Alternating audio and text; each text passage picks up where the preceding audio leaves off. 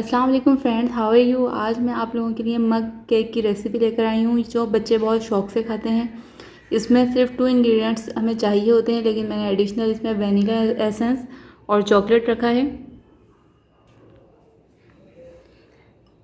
Basically हमें इसके लिए चाहिए होंगे कोई भी कुकीज़, किसी भी तरह के बिस्किट आप ले सकते हैं, और इसके अलावा मिल्क, वार्म मिल्क चाहिए होगा। और चलिए स्टार्ट करते हैं बनाना।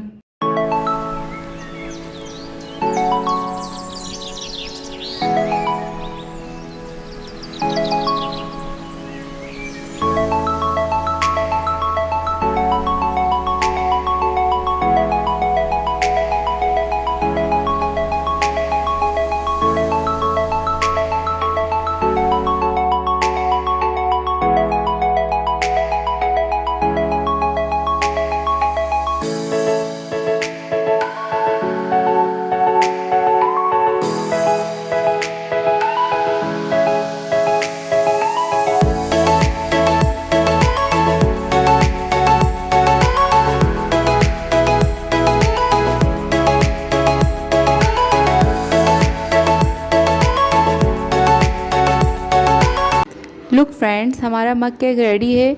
ये आप 1 साल की उम्र से बच्चों को देना स्टार्ट कर सकते हैं।